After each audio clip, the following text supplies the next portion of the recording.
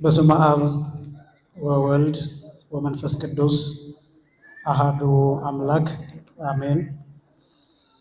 ስብሐት ለእግዚአብሔር ኪያነ ዘፈጠረ ከመ ናምልኮ እንሰግድለት ዘንድ እናመልከው ዘንድ እንገዛለት ዘንድ እናመሰግነው ዘንድ የፈጠረን አምላካችን እግዚአብሔር የባህሪ ምስጋና ለእርሱ ይሁን። ስብሐት ለማርያም እመ አምላክ እግዝእትነ ወመድኃኒትነ መድኃኒታችን መመኪያችን ለምትሆን ለእናታችን ለንጽሕት ቅድስት ድንግል ማርያምም የጸጋ ምስጋና ለእርሷ ይሁን። ስብሐት ለመስቀለ ክርስቶስ ዕፀ መድኃኒት ኃይልነ ወፀወንነ ኃይላችን አምባችን መጠጊያችን ጋሻችን ለሚሆን በቀራንዮ ለተተከለ መድኃኒት ለሚባል ለክርስቶስ መስቀልም የጸጋ ምስጋና ለእርሱ ይሁን። ክቡር መምህራችን መጋቤ ሐዲስ መምህር ይስሐቅ የዚህ ታላቅ ደብር የስብከተ ወንጌል ኃላፊ እና የመጽሐፍ መምህር፣ ክቡራን አባቶቼ የዚሁ ታላቅ ደብር አገልጋዮች፣ መምህራን ወንጌል፣ ሰባክያነ ወንጌል፣ አበው መነኮሳትና ቀሳውስት፣ ክቡራን ወንድሞች ዲያቆናት፣ ክቡራን የደብሩ ሰንበት ትምህርት ቤት መዘምራን፣ ክቡራን የእግዚአብሔር ልጆች አባቶች፣ እናቶች፣ ወንድሞችና እህቶች እንዲሁም ሕፃናት ሁላችሁም በልዑል እግዚአብሔር ስም እንደምን ዋላችሁ? እንደምን አመሻችሁ? አምላካችን እግዚአብሔር በዚህ ዕለት በዚህ ሰዓት በዚህ ቅዱስ ቦታ እንድንገኝ ስለፈቀደልን ስሙ ለዘላለም የከበረና የተመሰገነ ይሁን። የሊቃውንት አምላክ የምስጢር ባለቤት የቅዱሳን ፈጣሪ አባቶቻችን አምላክ እግዚአብሔር በመካከላችን ተገኝቶ ምስጢርን ጥበብን እንዲገልጥልን የእርሱ ቅዱስ ፈቃድ ይሆንልን። እንግዲህ ለውስን ደቂቃዎች ምናልባት ዛሬ የመምህራችን የመምህር ዘላለም ወንድሙን መታሰቢያ የምናደርግበት ወይም የወልደ ሰማዕትን መታሰቢያ የምናደርግበት ነውና ምናልባት በኋላ ላይ የዝማሬ ጧፍ የማብራትን መርሃ ግብር ስለሚኖር እኔ ለውስን ደቂቃዎች ብቻ ነው ገኔታ ቆይታ የምናደርገው። ሰፊውን ክፍል ያው ከአየሩ ጠባይም አንጻር በእርግጥ መጣችኋል። በእውነት የመጣችሁትን እግዚአብሔር ሁላችሁንም ይባርካችሁ። ምናልባት ግን በአየሩ ጠባይ ምክንያት ያልመጡ እንዳያመልጣቸው ውስን ነገሮችን ብቻ ተመልክተን ቆይታ የምናደርግ ይሆናል። ከዚህ በፊት እንግዲህ ጥምቀትን በተመለከተ ሰፋ አድርገን ባለፈው ሳምንት የነበራችሁ ታስታውሱ እንደሆነ ተመልክተናል። እያየን ያለነው ከሰባቱ ምስጢራተ ቤተ ክርስቲያን መካከል የሆኑትን ምስጢራት ጥቂቶቹን ነው የጀመርነው። ምስጢረ ጥምቀትን ነው። ጥምቀት ለምን ያስፈልጋል የሚል ባለፈው ሳምንት ጠንከር ያለ መግቢያ አንስተን የጥምቀትን ዋና ዓላማ ስናይ ቆይተናል። ከዛ በኋላ ለምን እንጠመቃለን የሚሉትን ምክንያቶችንም እነሱንም ዘርዝረናል። ምናልባት ቪዲዮውን ነቃ ጥበብ ቲዩብ የሚለው ቻናል ላይ ማግኘት ትችላላችሁ። ያልነበራችሁ ሰዎች እንደገና ወደኋላ መከታተል የምትፈልጉ ሰዎች ማለት ነው። ዛሬ የምናየው ጥምቀት በምን እንደሚከናወን ነው። ከዛሬ ጀምሮ የምንመለከተው ማለት ነው። የመጀመሪያው ጥምቀት በውሃ ይደረጋል። ሁለተኛ ጥምቀት በእንባ ይከናወናል። ሶስተኛ ጥምቀት በደም ይከናወናል። አራተኛ ጥምቀት በባህረ እሳት ይከናወናል። በእነዚህ በአራቱ ነገሮች ይደረጋል ጥምቀት በዋናነት በአብይ ክፍል ሲከፈል ሁለት ክፍል አለው። አንዱ ምሳሌ፣ ሁለተኛው ደግሞ አማናዊ ተብሎ የመጀመሪያው ምሳሌ፣ ሁለተኛው ደግሞ እውነተኛ ተብሎ ይከፈላል።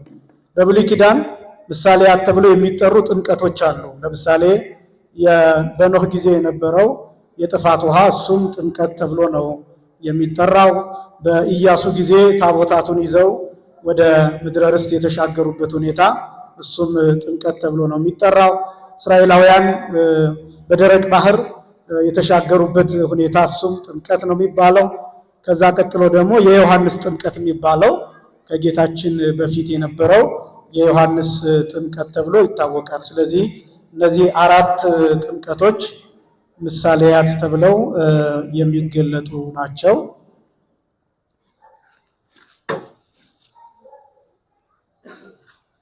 እኛ ግን የምንመለከተው እነዚህ አማናውያን ጥምቀቶች አማናዊ ጥምቀት የሚደረግባቸውን ምስጢራት እነሱን ነው የምንመለከተው።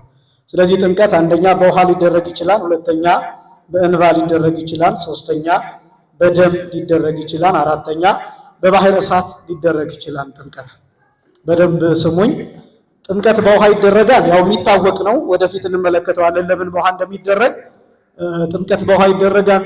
የመጀመሪያው በሁሉም አይነት በተለያዩ ሁኔታዎች የሚፈጸምበት ምስጢር አሁንም የምናውቀው የሚደረገው መደበኛው በውሃ የሚደረግ ነው። አማናዊ ጥምቀት የሚደረገው በእንባና በደም በባሕረ እሳት የሚደረገው ለምሳሌ ጥምቀት በእንባ ይደረጋል ማለት ነው። አንድ ሰው ካህን በሌለበት ቤተክርስቲያን በሌለበት በምድረ በዳ ሆኖ አማኝ ቢሆን ወደ ክርስትና ሃይማኖት መምጣት ቢፈልግና ባለበት ሆኖ ቢያለቅስ እንባው እንደ ጥምቀት ይቆጠርለታል።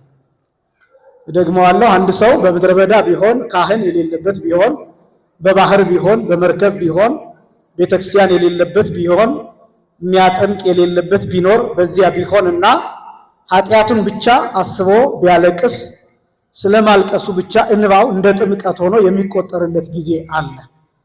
የእንባ ጥምቀት ተብሎ የሚታወቀው ይሄ ነው። ሌላው የደም ጥምቀት የሚባል ነው። የደም ጥምቀት የሚባለው ለምሳሌ ሰማዕታት በሚገደሉበት ጊዜ ወዲያው ልክ ሰማዕታት ሲሞቱ አብረው የሚሞቱ የሚገደሉ ሰማዕትነት የሚቀበሉ ሰማዕታት አሉ። የነሱ ደማቸው እንደ ሰማዕትነት ይቆጠርላቸዋል። ለምሳሌ አንዳንዶቹ ልክ ሰማዕታት በአደባባይ አንገታቸው ሲቀላ ወዲያው አምነናል ብለው ራእይ ተገልጦላቸው ሊሆን ይችላል፣ ምስጢር አይተው ሊሆን ይችላል፣ ሰማዩ ተከፍቶ ሊሆን ይችላል፣ የሰማዕታቱን ጽናት አይተው ሊሆን ይችላል። እኔ ከዛሬ ጀምሮ ክርስቲያን ሆኛለሁ ብለው እዛው አደባባይ ላይ የሚገደሉ ሰማዕታት አሉ። እና እነዚህ ሰማዕታት እዛው አደባባይ ላይ ሲገደሉ አንገታቸው በሚቆረጥበት ሰይፉ በሚያርፍባቸው ሰዓት ደማቸው ሲፈስ የመጀመሪያዋ የደም ጠብታ እሷ እንደ ጥምቀት ሆና ትቆጠርላቸዋለች። ስለዚህ የደም ጥምቀት ተብሎ የሚጠራው ይሄ ነው። ለምሳሌ ያህል ገድለ ቅዱስ ጊዮርጊስን ስትመለከቱ ወይም ታሪኩን ስትሰሙ ለእስክንድሪያ ተብላ የምትጠራ ንግስት የዱዲያኖስ ሚስት ማለት ነው። በወቅቱ የንጉሱን ሚስት ቅዱስ ጊዮርጊስ አስተምሮ አሳምኗታል። እና አስተምሮ ካሳመናት በኋላ የሚገርመው ሰማዕትነት የተቀበለችው ይቺ ንግስት ለእስክንድሪያ ማለት ነው ከቅዱስ ጊዮርጊስ አስቀድሞ ነው ሰማዕትነት የተቀበለችው። እሱ ሚያዝያ 23 ነው ሰማዕትነት የተቀበለው፣ እሷ ደግሞ ሚያዝያ 15 ቀን ነው ሰማዕትነት የተቀበለችው።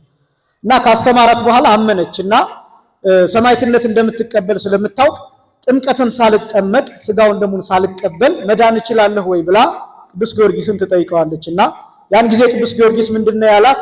ደምኪ ይከውነኪ ጥምቀተ፣ ደምሽ ጥምቀት ይሆንሻል ብሎ ተናገረ። ቅዱስ ጊዮርጊስ እንደተናገረውም ሚያዝያ 15 ቀን ሰማዕት ሆነች፣ አንገቷ ተቆረጠ፣ ደሟ እንደ ጥምቀት ሆኖላት ወደ ገነት ወደ መንግስተ ሰማያት ገባች ብሎ ገድሉ ይናገራል።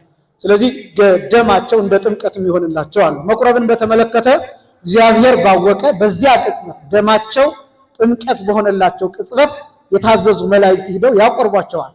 ሳይቆርብ የሚሞት ክርስቲያን የለም፣ ሳይጠመቅ የሚሞት ሰማዕት የለም። ስለዚህ እነዚህ ምስጢራት በአንድ ጊዜ እግዚአብሔር ባወቀ ይፈጸምላቸዋልና ስለዚህ ደም ጥምቀት የሚሆንባቸው ጊዜያት አሉ። እና አሁን እነዚህን ማንሳት ያስፈልገው ለምንድን ነው? እኛ ሳምንት እንዳልኩት ያው እየየ ሲደላ ነው የሚባል አባባል አለ። ውሃ ስላለን ከተማ ላይ ስለሆንን ይሄን ስለማንቸገር ክርስትና ቤት ስላለን ካህናት ስላሉ ቤተክርስቲያን ስላለች ስልጣነ ክህነት ስላለ ችግር የለም። ሌሎች ጋር ሲሆን ግን ምን አይነት ችግር ሊያጋጥም ይችላል የሚለው እሱ ችግር የሚፈታበት ነው። ስለዚህ አንደኛ በእንባ ጥምቀት አለ፣ ሁለተኛ በደም ጥምቀት አለ፣ ሶስተኛ በባሕረ እሳት ጥምቀት አለ። በባሕረ እሳት ማለት የባሕረ እሳት ጥምቀት ማለት ነው። አሁንም ሰማዕታት ለምሳሌ በፈላ ውሃ ይጨመራሉ። ልክ እንደነ ቅዱስ ቂርቆስ እንደነ ቅዱስ ኢየሉጣ። ቅዱስ ቂርቆስና ቅዱስ ኢየሉጣ ከዚህ አስቀድሞም ክርስቲያኖች ስለነበሩ ባሕረ እሳቱ እንደ ጥምቀት አልሆነላቸውም። ጥምቀት አንድ ጊዜ ስለሆነ ከዚህ አስቀድመው ስለተጠመቁ። ነገር ግን ልክ እነሱን ተከትለው አሁንም በሰማዕትነት የሚሞቱ ወደ ፈላ ውሃ ተጨምረው የሚሞቱ ሰማዕታት ያ የፈላ ውሃ እንደ ጥምቀት ይሆንላቸዋል። ይሄን ማንሳት ያስፈልገው ለምንድን ነው? ለምሳሌ በደም አለን። አሁን ደማቸው ሲፈስ ደማቸው እንደ ጥምቀት ይሆንላቸዋል አለን። በእሳት ተጠብሰው በውሃ ተቃጥለው የሚሞቱ ግን ደማቸው አይፈስም። ስለዚህ ምንድነው የሚሆነው ቢባል የሚጠበሱበት የሚቀቀሉበት ውሃ እንደ ጥምቀት ይቆጠርላቸዋል። በዚህ ምክንያት ክርስቲያኖቹ ነው እግዚአብሔር ባወቀ ስጋውን ደሙን መላእክት አቀብለዋቸው በዛ ምክንያት ወደ ገነት ወደ መንግስተ ሰማያት ይገባሉ። ስለዚህ በጣም ብዙ ምስጢራት የሚፈጸሙበት እንደሆነ እንድናውቅ ነው። ጥምቀት በእንባ፣ ጥምቀት በደም፣ ጥምቀት በባሕረ እሳት ይፈጸማል። የማቴዎስ ወንጌል ምዕራፍ 3 ትርጓሜው ላይ እነዚህን ዝርዝሮች ታገኟቸዋላችሁ። ለምንድን ነው በውሃ በእንባ በደም በባሕረ እሳት በእነዚህ በመሳሰሉ ጥምቀት የሚደረገው? እነዚህ የተመረጡት ለምንድን ነው ቢባል ዘር የላቸውም፣ ቀለም ያላቸው አንድ አይነት ናቸው። ለምሳሌ ደምን ብንወስድ ደም ቀይ ነው፣ ቀለሙ ቀይ ነው። የትኛውም ሰው ቢሆን ቀይ ደም ነው ያለው። አፍሪካዊ ቢሆን፣ አውሮፓዊ ቢሆን፣ ነጭ ቢሆን፣ ጥቁር ቢሆን፣ ሕፃን ቢሆን፣ ትልቅ ቢሆን፣ ሴት ብትሆን፣ ወንድ ቢሆን ሁሉም ያለው ደም ቀይ ነው፣ አንድ አይነት ነው። በዚህ ምክንያት አንድ አይነት መንግስተ ሰማያትን፣ አንድ አይነት ዓለምን፣ አንድ አይነት ሃይማኖትን፣ አንድ ስጋ ወደሙን፣ አንድ እግዚአብሔርን፣ አንድ ዘላለማዊ ሕይወትን ገንዘብ እንዳደረግን ለማሳወቅ በዚህ ምክንያት ደም እንደ ጥምቀት ይቆጠራል። እንባና ውሃ ቀለም የላቸው፣ ግን ደግሞ የሁሉም አንድ አይነት ነው። ውሃ አሜሪካ ውስጥ፣ ውሃ አውሮፓ ውስጥ፣ ውሃ ኢትዮጵያ ውስጥ አንድ አይነት ነው። ልክ እንደዛው አንድ እንደሆነ ሁሉ የምንወርሳት መንግስተ ሰማያት በሃይማኖት አንድ ስለሆነች እሱን ለማሳየት ነው። እንባ ከህፃን ልጅ ቢወጣ፣ ከትልቅ ሰው ቢወጣ፣ ከሴት ቢፈስ፣ ከወንድ ቢፈስ፣ ከነጭ ከጥቁር ቢፈስ እንባ አንድ አይነት ነው። ስለዚህም አንድ አለ መንግስተ ሰማያትን እንደምንወርስበት ለማጠየቅ እንባ የጥምቀት መፈጸሚያ ሆኖ ያገለግላል። በዚህ ምክንያት ባሕረ እሳት የሚለው ውሃ ስለሆነ ሀተታው ከዚሁ ከውሃው ነው የሚገባው። ስለዚህ በዚህ ምክንያት ጥምቀት በእነዚህ ነገሮች ይፈጸማል። የህፃናት ጥምቀት ይቀድማል። በጥምቀት ቅደም ተከተል በጥምቀት ስርዓት ቅደም ተከተል መሰረት የህፃናት ጥምቀት ይቀድማል። የ40ና የ80 ቀን ህፃናት ቀድመው እንዲጠመቁ ይደረጋል። ለምሳሌ በእለቱ የሚጠመቁ ትልልቅ ሰዎች ሊኖሩ ይችላሉ። ወንዶችም ቢሆኑ ሴቶችም ቢሆኑ የ30 ዓመት፣ የ40 ዓመት፣ የ80 ዓመት ሊሆን ይችላል። ትልልቅ ሰዎች ሊኖሩ ይችላሉ። ግን በፍትሐ ነገሥቱ ትእዛዝ መሰረት የሚጠመቁት ቀድመው የ40 ቀንና የ80 ቀን ህፃናት ናቸው። በጥምቀቱ ብቻ ሳይሆን በስጋው ደሙም እነዚህ ህፃናት እንዲቀድሙ ይደረጋል። ንጻ ጠባይ ያላደፈባቸው የቅዱሳን ምሳሌዎች ተብለው ስለሚገለጡ በዚህ ምክንያት ህፃናት ቀድመው እንዲጠመቁ ይደረጋል። የ40 ቀን የ80 ቀን ከዛ በኋላ ደግሞ በተለያየ ምክንያት ዘግይተው የ4 ወር፣ የ5 ወር፣ የ6 ወር፣ የ1 ዓመት እንደዚህ ካሉ ደግሞ ከዛ ቀጥሎ ይጠመቃሉ። ለምንድነው ግን ህፃናት በ40 ቀንና በ80 ቀን ወንዶችና ሴቶች እንዲጠመቁ የተደረገው ቢባል መነሻው ራሱ እግዚአብሔር ነው። ኦሪት ዘሌዋውያን ምዕራፍ 12 ከቁጥር 2 ጀምሮ እንደሚታወቀው ወንድ ሲሆን ሴት እስከ 40 ቀን ድረስ ትቆያለች፣ ወደ ቤተ መቅደስ ከመግባት ማለት ነው። ሴት ስትሆን ደግሞ እስከ 80 ቀን ድረስ ትቆያለች። በ40ና በ80 ቀን ግን ሴቲቱ ህፃኑን ይዛ፣ በ80 ቀን ደግሞ ሴት ከሆነች ሴቲቷን ህፃኗን ይዛ ወደ ቤተ መቅደስ ሄደው መስዋዕት ይቀርብላቸዋል። በቃ ምሳሌነቱ አንዱ በዚህ የተወሰነ ነው። አሁን አንድ ሰው ለምን ህፃናትን ታጠምቃላችሁ ብሎ ቢጠይቃችሁ መልሳችሁ ይሄ ይሆናል። እግዚአብሔር ህፃናትን ወደ ቤተ መቅደሱ ይዘዋቸው እንዲወጡ አዟል። ለምሳሌ ራሱ ጌታችን በተወለደ በ40 ቀን ወደ ቤተ መቅደስ ወጥቷል። እመቤታችን ይዛው ሄዳለች። ከዮሴፍ ጋራ ከስምዖን አረጋዊ ከሽማግሌው ስምዖን ጋራ የተገናኙት በዚያ ህግን እንዲፈጽም ወሶ ተፈጸመ መዋዕለ ንጽሐ ይላል። 40 ቀን በሞላ ጊዜ ወደ ቤተ መቅደስ ይዛው ሄደች ይላል። ስለዚህ ህፃናት በ40 ቀን በ80 ቀን ወደ ቤተ መቅደስ ይዞ መሄድ ይሄ የመጽሐፍ ቅዱስ ስርዓት እንደሆነ ማሳየት ነው።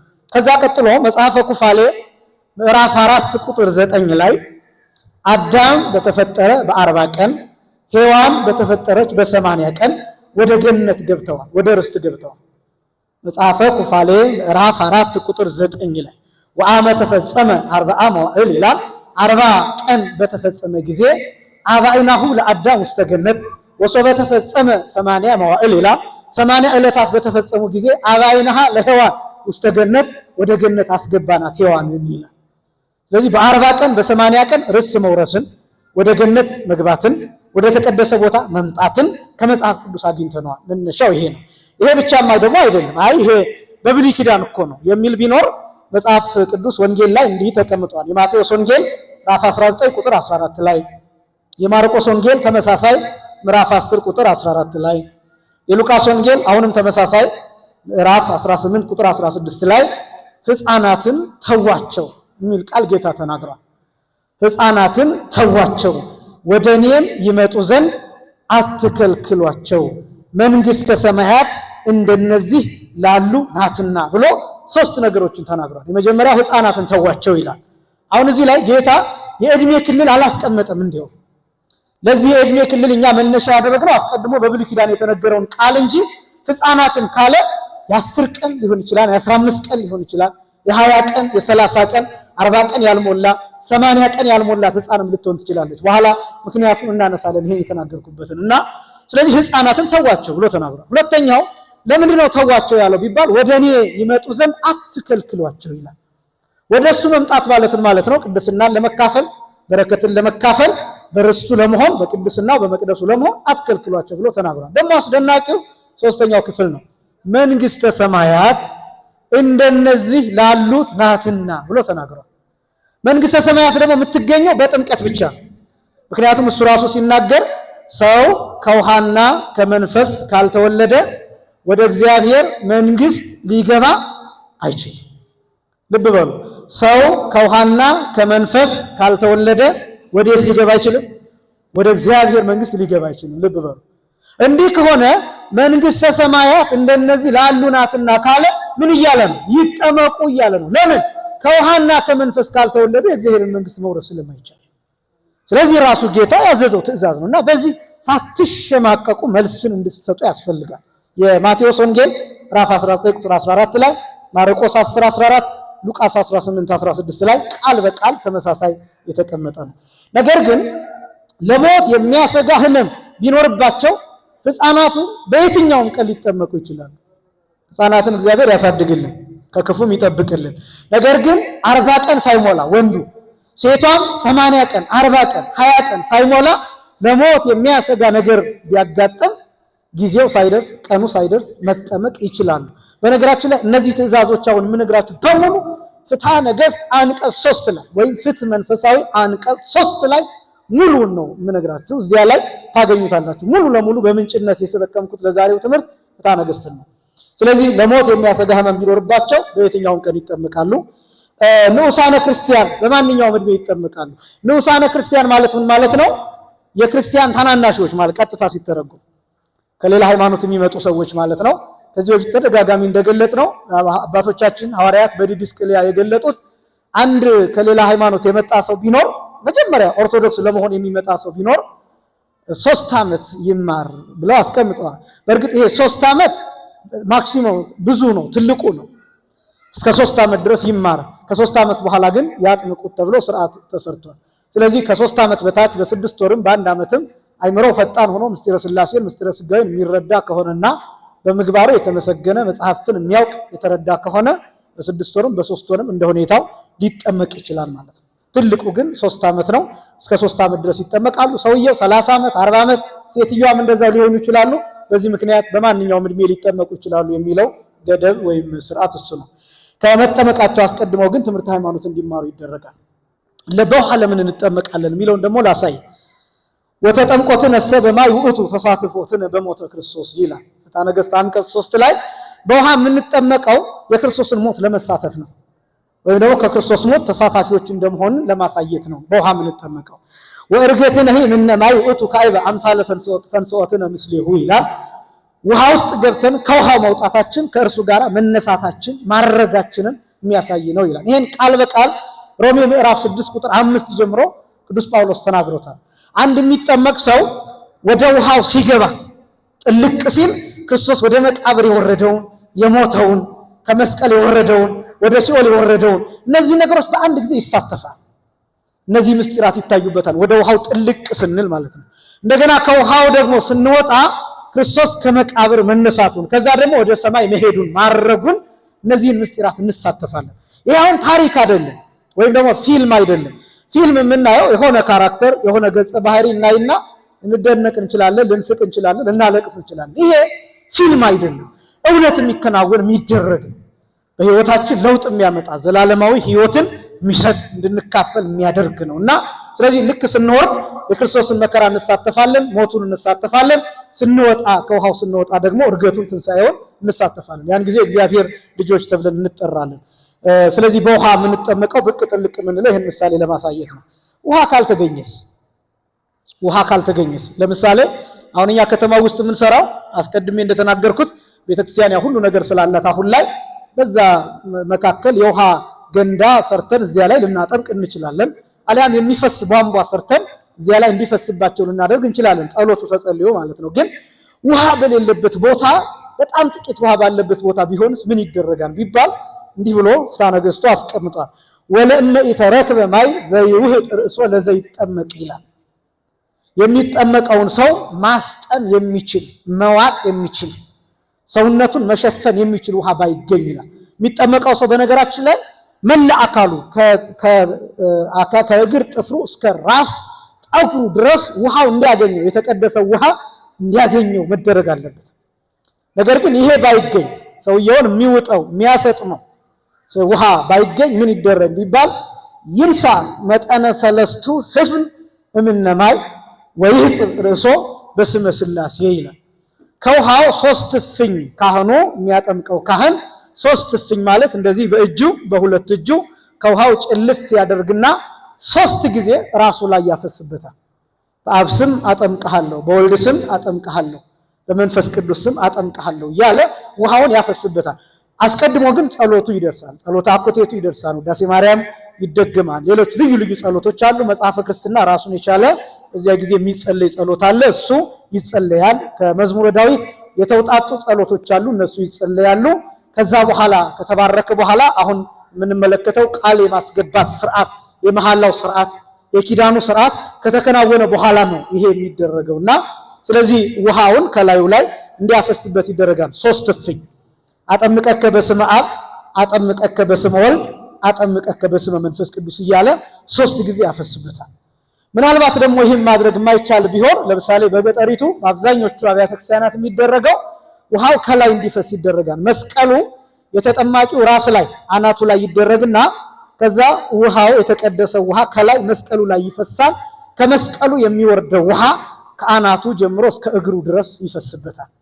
በእንደዚህ አይነት ያጠማመቅ ስርዓት ይከናወናል። ስለዚህ ውሃ እንኳን ባይኖር ይህን መደረግ ይችላል።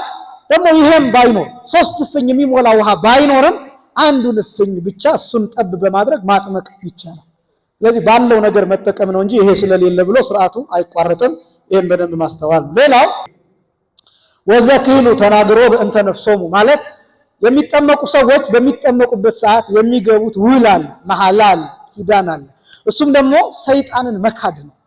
ለምሳሌ ይሄ በስመ አብ ወወልድ ወመንፈስ ቅዱስ አሐዱ አምላክ በቅድስት ሥላሴ እንዘ አአምን ወእትመሐፀን እክህደከ ሰይጣን በቅድመ ዛቲ እምየ ቅድስት ቤተክርስቲያን እንተ ይእቲ ስምዕየ እምአርያም ጽዮን ለዓለመ ዓለም። ማርያምም ይላል እምአርያምም ይላል። ሁለቱም ትክክለኛው እንዲያውም እምአርያም የሚለው ነው። እና ይህንን ቃል በቃል እንዲዘልቅ ይደረጋል።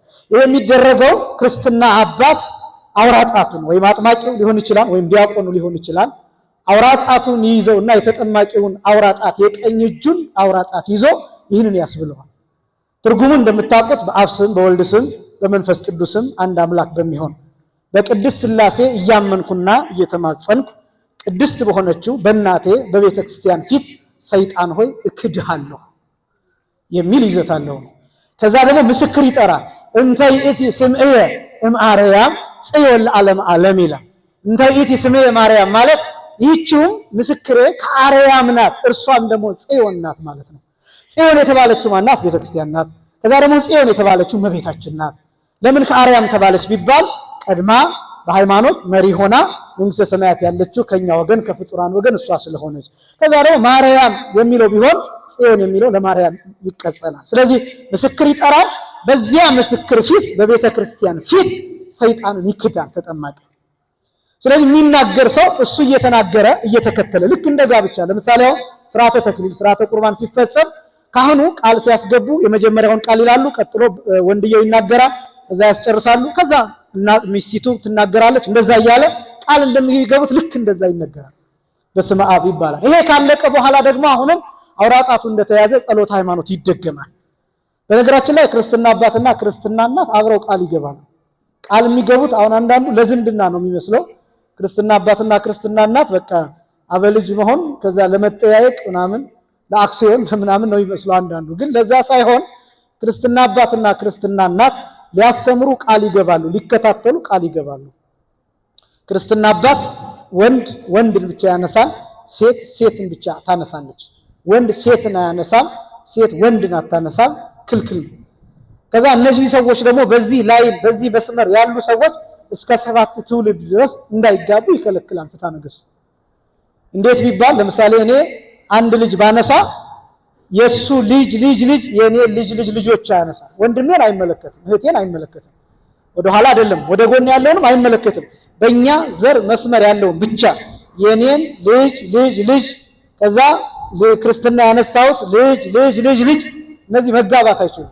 ላይኑ እንደዛ ነው። አንዳንድ ሰው ግራ ይጋባን፣ ወደ ጎን ወደ ኋላ ወደፊት እህቱ እንትና የእንትና ልጅ ስላነሳ የእንትና እህት ለእንትና አትሆንም እያለ መከራውን የሚያይሰዋል። ታነገስቱ እንደዛ ይላል። ላይኑን ብቻ ነው የተናሱት ሰዎች አባትና ልጁ እናትና ልጁ የነሱን መስመር ብቻ ነው የሚጠብቅ። የሷ ልጅ ከሱ ልጅ ጋራ፣ የሷ ልጅ ልጅ ከሱ ልጅ ልጅ ጋራ፣ ከዛ ቀጥሎ ያለው እነሱን አይመለከትም ማለት ነው። ስለዚህ ክርስትና አባትና ክርስትና እናት ለዚህ ዓላማ ነው ክርስትና የሚያነሱት። ስለዚህ ማስተማር አለባቸው ነው። ለምንድን ነው ወንድ ሴትን የማያነሳው ሴት ወንድን የማያነሳው ለምንድን ነው ቢባል እያደጉ ሲሄዱ በሌላ ነገር እንዳይፈላለጉ፣ በተቃራኒ ጾታ ፍላጎት ውስጥ እንዳይሆኑ አንደኛ። ሁለተኛ ደግሞ እያደጉ ሲሄዱ የሴቶች ጠባይ ለወንዶች ጠባይ ግልጽ ስለማይሆን ወንድ ሴትን መምከር ስለማይችል፣ ወንድ ከሆነ ግን ከራሱ ተነስቶ ማስተማር ስለሚችል በዚህ ምክንያት ወንድ ወንድን ያነሳል፣ ሴት ሴትን ታነሳለች። ስለዚህ ወዘክህለ ተናገሮ በእንተ ነፍሶም በባሕቲቶሙ ይትናገሩ፣ መናገር የሚችሉ ሰዎች በራሳቸው እንዲናገሩ ቃል እንዲገቡ ይዳረጋል። ወለእመሰ ይክህሉ ተናገሮ ይትናገሩ አበዊሆሙ ኢየንቲሆሙ ለለ አሐዱ አው አዝማዲሆሙ። መናገር የማይችሉ ህፃናት ከሆኑ ብቻ ሳይሆን በተለያየ ምክንያት መናገር የማይችሉ ከሆኑ እነሱ ሌላ ሰው እንዲናገርላቸው ይደረጋል። ወይ ክርስትና አባት ወክሎ ቃል ይገባል፣ ወይ ክርስትና እናት ወክላ ቃል ትገባለች፣ ወይም ዘመዶቻቸው ወላጆቻቸው ወክለው ቃል ይገባሉ፣ ወይም ደግሞ የሚያጠምቁት አጥማቂያን ወክለው ቃል ይገቡላቸዋል መናገር የማይችሉ ካሉ። ወእንዘ ይጠመቃ አንስት ይፍትሃ ስዕርተ ርእሶን ይላል። ሴቶች በሚጠመቁበት ጊዜ ጸጉራቸውን ይፍቱ ይላል። ጉንጉን ከሆነ ሹርባ ከሆነ ይፍቱ፣ የታሰረም ከሆነ ጸጉራቸውን ይፍቱት። በሚጠመቁበት ሰዓት የሚጠመቁበት ውሃ መላ አካላቸውን ከራስ ጸጉራቸው ከራስ ቅል ቆዳቸው ጨምሮ እስከ እግር ጥፍራቸው ድረስ ማራስ መንካት ስላለበት ጸጉራቸውን እንዲፈቱ ያዛል፣ እንዲላጩ አያዛል። ከዚህ በፊት አንድ አባት ጋር እዚሁ እየተነጋገርን ነበረ የህፃናትን መላጨት በተመለከተ። ብዙ ጊዜ አሁን በገጠሪቱ ቤተክርስቲያን የተለመደው ህፃናት ተላጭተው ነው የሚጠመቁት። አንድ ስርዓትም አለ መጽሐፍ ቅዱስ ላይ፣ በእርግጥ ቃል በቃል የለም። መተርጉማን የሚሉት እስራኤላውያን እስከ 3 ቀን ድረስ በዓለ አንጽሖ እንዲያደርጉ ወደ ሲና ተራራ ከመቅረባቸው በፊት ጠጉራቸውን እንዲላጩ፣ ጥፍራቸውን እንዲቆርጡ፣ ልብሳቸውን እንዲያጥቡ፣ ሴት ከወንድ እንድትለይ፣ ወንድ ከሴት ጋር እንዳይገናኝ፣ በመኝታ አንድ እንዳይሆኑ ለ3 ቀናት እንዲዘጋጁ ተነግሯቸው ይህንን አድርገዋል። እና ከታዘዙት አንዱ ጸጉራቸውን እንዲላጩ ነው በእግዚአብሔር ፊት። እና ከዛ ስርዓት በመነሳት ጸጉር መላጨት የሚለው አለ፣ ግን እንደ ጥብቅ ስርዓት ግን አይደለም። በተለይ ደግሞ የሰማሁት ይኖራሉ አንድ ካህን ጋራ እየተነጋገርኩ የነበረ የሉምና እሳቸው ሲሉኝ እንዳውም ህፃናቱ ለምሳሌ በ40 ቀን በ80 ቀን ቆዳቸው ስስ ስለሚሆን ራስ ቅላቸው በጣም ስስ ስለሚሆን የላላ ስለሚሆን በዛ ምክንያት በምላጭም በሌላም ለመላጨት ምናልባት ቆዳቸው ሊጎዳ ይችላል። ከሕክምና አንፃር ካለው የእድሜያቸው ገና ከመሆን አንፃር ከዚህ አንፃር አስቸጋሪ ሊሆን ስለሚችል ግድ ላይሆን ይችላል፣ መላጨት ግድ ላይሆን ይችላል። ለምን ፍትሐ ነገሥቱን ነው እየነገርኳቸው ያለሁት። የሚጠመቁ ሴቶች ጸጉራቸውን ይፍቱ እንጂ ይላጩ አይልም። ሰምታችሁኛል? ይፍቱ እንጂ ይላጩ አላለም። ስለዚህ ህፃናትን የግድ ይላጩ ብሎ እንደው የራስ ቆዳቸው እስኪ ላጥ ድረስ እስኪ ቆስል ድረስ እነዚህን ነገሮች ማድረግ ተገቢ ስላልሆነ በጥንቃቄ እሱን ማድረግ ይገባልና ፍትሐ ነገሥቱ የሚያስቀምጠው ይህንን ነው። ትልቅ ሰው ይላጭ ካላለ ፍትሐ ነገሥቱ ህፃናትን የብቻው ይላጩ ብለን የምንፈርድባቸው ምንም ምክንያት የለም። ይልቅ የሚያስፈልገው በዛ ጊዜ አዲስ ልብስ ያስፈልጋል። ልክ ህፃናቱ ተጠምቀው ሲጨርሱ በአዲስ ልብስ ማቀፍ፣ በአዲስ ልብስ መያዝ፣ ይህም ደግሞ አዲሱን ሰው ክርስቶስን የመልበስ ምሳሌ ስለሆነ ያንን ስርዓት መከተል ይፈልጋል። ይሄ ብቻ ሳይሆን ጸጉራቸውን ይፍቱ ብቻ ሳይሆን ወኢያን ብራ ሰርጎ ወርቅ በላዕሌሆን ይላል። በላያቸው ላይ የወርቅ ጌጥ አያድርጉ ይላል። ሴቶች ትልልቅ ሴቶች ለምሳሌ በሚጠመቁበት ሰዓት የጣት ቀለበት መኖር የለበትም፣ የጆሮ ጌጥ መኖር የለበትም፣ አንገት ላይ የሚታሰር ሐብል መኖር የለበትም። የተለያዩ ወርቃ ወርቅና ጌጣጌጥ ነገሮች እነሱ መኖር የለባቸው። እንዲህ ይላል ፍትሐ ነገሥቱ ወኢያውርድ አሐደሂ ምን ተይኒ ነኪረ ምስሌሁ ሀበማይ ይላል። ከሷ ጋር ወይም ከሱ ጋር ምንም አይነት ባዕድ ነገር ከተፈጥሮ አካል ውጭ ምንም አይነት ባዕድ ነገር ልብስም ቢሆን አብሮ ወደ ውሃው ወደ ቅዱስ ውሃ መውረድ የለበትም። ምንም አይነት ነገር ሙሉ ለሙሉ በሚጠመቁበት ሰዓት በዚያ ሰዓት ልብሳቸው ማውለቅ አለባቸው። ከዚህ በፊት እንደገለጥኩት ሜሮኑ ሲቀባ ወደፊት እናየዋለን። በአካሏ ምክንያት ትልቅ ከሆነች እንዳይሰናከሉ ዲያቆናዊት እንድትኖር ይደረጋል እንጂ ልብስ መልበስ አይቻልም። መራቆት የሚቻልበት ብቸኛ ሰዓት የጥምቀት ሰዓት ነው። ምክንያቱም እንደሚታወቀው ክርስቶስ መስቀል ላይ የተሰቀለው ራቆቱ ነው። ስለዚህ ይሄ የሚደረግበት ነው። ምንም አይነት ባዕድ ወደ ውሃው እንዲወርድ አይደረግም። ወለእመ ተዳደቃ ለብእሲት ደመ ትክቶ ይላል። ምናልባት በዚያ ወቅት ሴት ወርሃዊ ልማድ ቢጠናወታት ያለ ጊዜው ቢመጣ ያለ ወቅቱ ቢመጣ ምን ይደረጋል ቢባል ትጽናህ እስከ ትነጽህ ይላል። እስከምትነጻ ድረስ ትቆይ ይላል። ነገር ግን በወርሃዊ ልማዷ ውስጥ ሆና ያጠመቀ ካህን ይሻር ይላል።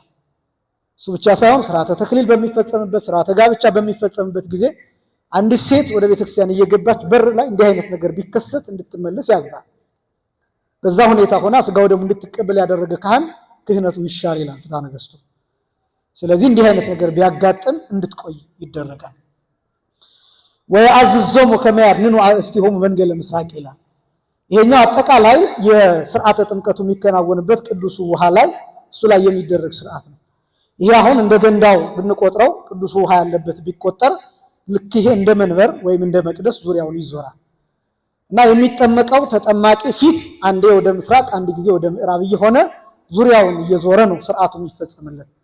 የሚፈጽሙትም ካህናት ቀሳውስት ውሃውን እንደ መቅደስ አድርገው እየዞሩ አንቲ ውእቱ ማዕጠንት ሲሉ እየዞሩ ከዛ ደግሞ ከተጠመቀም በኋላ ስሙን ሲሰይሙ ይኩን ስምከ አሰግደከ በአብ አሰግደከ በወልድ አሰግደከ በመንፈስ ቅዱስ፣ በአብ ስም እንድትሰግድ አደርግሃለሁ፣ በወልድ ስም እንድትሰግድ አደርግሃለሁ፣ በመንፈስ ቅዱስ ስም እንድትሰግድ አደርግሃለሁ። ይኩን ስምከ ስምህም ገሌ ይባል ወልደ ኢየሱስ ወልደ ማርያም ብሎ ይሰይማል። ሴት ከሆነች ይኩን ስምኪ አሰግደክ እያለ ወለተ ማርያም ወለተ ኢየሱስ እያለ በዚህ ስም እንዲሰየሙ ያደርጋል። ይሄ ሁሉ የሚሆነው እየዞረ በአራቱ ማዕዘን የተቀደሰውን ውሃ እየዞረ መሆን ይኖርበታል እና መጀመሪያ ግን ጸሎቱ ሲደረስ ፊታቸውን ወደ ምስራቅ እንዲዞሩ ይደረጋል። ተጠማቂዎቹ ሕፃንም ከሆነ እናትየው አቅፋው ፊቷን ወደ ምስራቅ አዙራ እንድትቀመጥ ይደረጋል ማለት ነው። በአንጻረ ማዩ በውሃው አንጻር ማለት ነው። ለምንድን ነው ወደ ምስራቅ የሚዞሩት ቢባል ወደ ምስራቅ መዞር ምን ምስጢር ያሳያል ቢባል አስቀድሞ አዳም በገነት 7 ዓመት ወይም አዳምና ሔዋን 7 ዓመት በገነት እንደኖሩ ለማጠየቅ ነው። ምስራቅ ማኅደረ እግዚአብሔር ነው፣ የእግዚአብሔር ማደሪያ ነው። ምስራቅ የገነት ምሳሌ ነው። ስለዚህ አስቀድመን ወደ ምስራቅ የምንዞርበት ምክንያት ምስራቅ የገነት ምሳሌ ነው። ቀድሞ አዳምና ሔዋን በገነት 7 ዓመት ኑረዋል ለማለት ነው። ከዛ ፊታቸውን ወደ ምስራቅ ሲዞሩ ወይስፋሕ እዴሁ ላዕሌሆሙ ወይጸልይ ይላል። እጆቹን ይዘረጋል ካህኑ፣ ጸሎቱ ይደርሳል። አጠቃላይ ጸሎተ አኮቴቱ ስርዓተ ቅዳሴው እሱ ይደርሳል። ወኤጲስቆጶስ ይጸልይ ላዕለ ቅብአ ዘይት ዘቦቱ ያምህሉ ይላል። መሐላ በሚፈጸምበት ቅብአ ሜሮን ላይ በሱ ላይ ጸሎት ይደርሳል። ወይ ሀቦ ለካልእ ቀሲስ ይላል። ለሌላኛው ቄስ ይሰጠውና ሜሮኑን ወይ አቅሞ መንገለ የማኑ ይላል። በሚጠመቀው ቀኝ በኩል እንዲቆም ያደርገዋል። በሚጠመቀው ቀኝ በኩል ይሄ ማለት እነሱ ፊታቸውን ዙረው ወደ ምስራቅ እዚህ ይዞረዋል። ካህኑ ይመጣና በተጠማቂው ቀኝ በኩል ቆሞ ቀኝ እጁን ይይዘዋል። ቅድም እንደገለጽኩት የሕፃኑ ሊሆን ይችላል፣ የትልቅ ሰው ሊሆን ይችላል። ቀኝ እጁን ይዛል፣ አውራጣቱን ይዛል። ከዛው ዘይጠመቅ ይሄ ይሚጥ ገጾ ምስራቅ መንገለ ምዕራብ ይላል። ከዛ እጁን ቀኝ እጁን ይዘውና ካህኑ ይዞት ይዞራል። እንዲህ በቀኝ በኩል ይዞት ይዞርና በምስራቅ በኩል በዚህ በኩል እኔ በቆምኩበት በኩል ውሃው ሆኖ እዚህ ይዞት ይቆማል። አሁንም ቀኙን እንደያዘው ነው። ቀኙን ይዞት ወደ ምዕራብ እንዲዞር ያደርገዋል። ቅድም ያልኳችሁን ጸሎት እንዲጸልይ ያደርገዋል። ወደ ምዕራብ የሚዞረው ለምንድን ነው? ዲያብሎስን እንዲክደው ነው። ወይ ካዶ ለዲያብሎስ ይላል። ዲያብሎስን ይካደው ምን ብሎ? ቅድም እንዳልኩት በዚህች ቅድስት ቤተክርስቲያን ፊት ሰይጣን ሆይ እክድሃለሁ ብሎ ሰይጣንን ይክደዋል። ለምንድን ነው ወደ ምዕራብ ዞሮ የሚክደው ቢባል ምዕራብ ማደሪያ ዲያብሎስ ነው። የዲያብሎስ ማደሪያ ተብሎ ነው የሚጠራው። ምዕራብ ጨለማ የሚታይበት ነው። ፀሐይ የምትገባበት ነው። ጨረቃ የምትገባበት ነው። ብርሃን የሚጠፋበት ፀሐይና ጨረቃ የሚገቡበት እንደሆነ ሁሉ ዲያብሎስን የጨለማ ልጅ በጨለማ የሚኖር ነውና ጨለማውን ዲያብሎስን መካድ ይህን ምስጢር የሚያሳይ ነው። ስለዚህ ፊቱ ወደ ምዕራብ እንዲዞር የሚደረገው ለዚያ ነው። ዲያብሎስን ይክደዋል። ወአሐዱ ቀሲስ ይአሐዞ እዴሁ ዘይማን ወይም ይትገጾ መንገለ ምስራቅ በአንጻረ ማይ። እንደገና አሁንም ወደ ፊት ለፊት እንዲዞር ያደርገዋል። ቀኙን እንደያዘው ቄሱ የተጠማቂውን ቄስ አሁን እዚህ ቆሞ ነበር። እንደገና አሁንም ያዞረውና በዚህ በኩል ይመጣል። አሁንም ወደ ምስራቅ ይዞራል። ከዛ ወደ ምስራቅ ሲዞር ምን ያደርገዋል? ወእምቅድመ ርደቱ ይላል ፍትሐ ነገሥቱ ወእምቅድመ ርደቱ ውስተ ማይ ይትአመን ከመ ውእቱ ምእመን በአብ ወወልድ ወመንፈስ ቅዱስ ይላል። ፊቱን ወደ ምስራቅ አዙሮ በአብ ስም አምናለሁ፣ በወልድ ስም አምናለሁ፣ በመንፈስ ቅዱስ ስም አምናለሁ፣ በአብ አምናለሁ፣ በወልድም አምናለሁ፣ በመንፈስ ቅዱስም አምናለሁ። አብ አምላክ ነው፣ ወልድ አምላክ ነው፣ መንፈስ ቅዱስም አምላክ ነው። ነገር ግን አንድ አምላክ ይባላሉ እንጂ ሶስት አምላክ አይባሉም። በዚህ አምናለሁ። ከሶስቱ አካላት አንዱ አካል እግዚአብሔር ወልድ 5500 ዘመን ሲፈጸም ከድንግል ማርያም ከስጋዋ ስጋ ከነፍሷ ነፍስ ነስቶ ሰው እንደሆነ እርሱም የእግዚአብሔር ልጅ አምላክ እንደሆነ አምናለሁ። ይሄ ውሃም ተለውጦ ከእርሱ ጎን የፈሰሰውን ውሃ እንደሚሆን አምናለሁ። እኔም ተጠምቄ የእርሱ ልጅ እንደምባል አምናለሁ። ስጋውን ደሙን ተቀብዬ የእርሱ አካል እንደምሆን አምናለሁ ብሎ እነዚህን ቃለ መሐላ ይፈጽማል። ወደ ምስራቅ ዙሮ ወደ ምዕራብ ዙሮ ሰይጣንን ይክዳል፣ ወደ ምስራቅ ዙሮ እግዚአብሔርን ያምናል ማለት ነው። ወደ ምዕራብ ዙሮ ዲያብሎስን ይክዳል፣ ወደ ምስራቅ ዙሮ ደግሞ እግዚአብሔርን ያምናል። ቅደም ተከተሎቹ መጀመሪያ ወደ ምስራቅ መዞር ነው። በገነት 7 ዓመት የኖሩትን አልኩኝ። ከዛ እንደገና ወደ ምዕራብ መመለስ ነው። 5500 ዘመን የብሉይ ኪዳኑን ዘመን ያሳያል፣ የጨለማ ዘመን ስለሆነ። ከዛ እንደገና ወደ ምስራቅ መዞሩ ክርስቶስ መጥቶ ወደ ገነት እንደመለሰን ለማሳየት ነው። በጥምቀት እንደገና መወለዳችንን ይህን ምስጢር የምንገልጥበት ነው። ከዚህ በኋላ ያለው ምስጢረ ሜሮን ነው። ሰዓት ስለሌለን ሳምንት ይህን ምስጢረ ሜሮንን በጣም ባጭሩ እንመለከትና ከአራቱ ምስጢራት አንዱ የሆነውን ሌላውን ቀጣይ ክፍል እሱን እንመለከታለን ማለት ነው። እና በጣም ሰፊ ነው እውነት ለመናገር ምስጢረ ጥምቀትን ለማሳየት ግን ጊዜም ይፈልጋል። እንዳይከብዳችሁ እያልኩኝ አንዳንዱን ነገር ወደኋላ አስቀርቻለሁ። ስለዚህ ጥምቀት ማለት ከረጅሙ ባጭሩ ይሄ ነው። ምግባራት አሉ፣ የክርስቲያን ምግባራት የሚባሉ ምናልባት እነሱን ለማቅረብ ጊዜ አይበቃንም። የሳምንት ሰዎች ይበለን። ያስተማረን የአባቶቻችን አምላክ እግዚአብሔር ይክበር ይመስገን። ወስብሐት ለእግዚአብሔር።